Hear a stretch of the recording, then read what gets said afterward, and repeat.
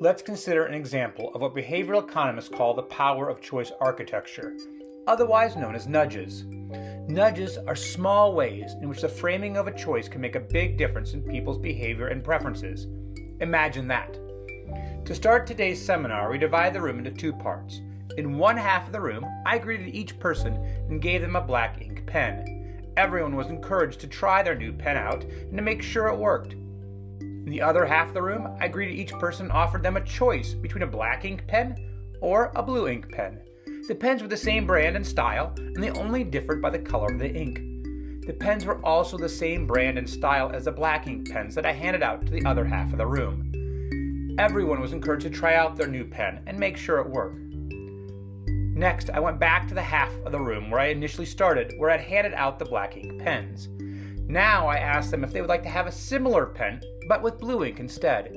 If someone raised their hand, I would instantly exchange that black ink pen for a blue ink pen. What do you think happened? Would the percentage of people who preferred a pen with black ink be the same in both halves of the room? We would think so.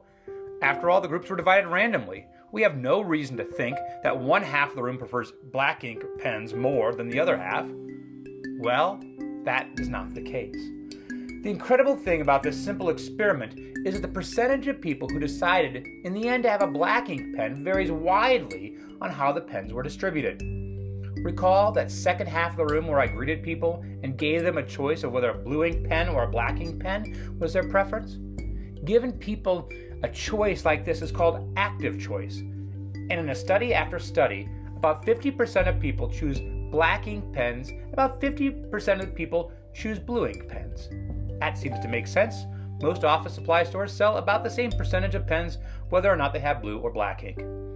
However, the curious thing in this simple experiment is what happens in the first group. Recall I initially handed out black ink pens to everyone. This is called giving someone a default, as I determined what kind of pen they would initially receive.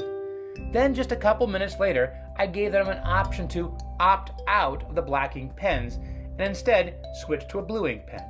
Note the decision to switch was costless. I had enough blue and black ink pens for everyone, and I was happy to let people switch. In situations like this, where a default has been set and one needs to opt out of this default, we find that 80 to 90% of the people stay with the original choice.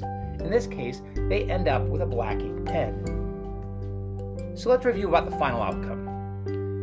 In experiments like this, traditionally 80 to 90% of the people in the first half of the room ends up selecting a black ink pen, while in the other half of the room, only 50% of the people end up with a black ink pen. This illustrates that people are surprisingly reluctant to make simple changes, even as simple as switching from a black ink pen to a free blue ink pen.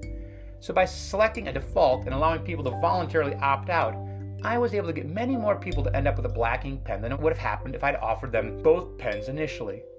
Now consider how this applies to the context of selling conservation. In many situations, adopting conservation practices means people switching land practices. Switching land practices often is a major change that could affect their financial situation and the future health of their land and water resources. One shouldn't be surprised that this change is a difficult decision for many people to make.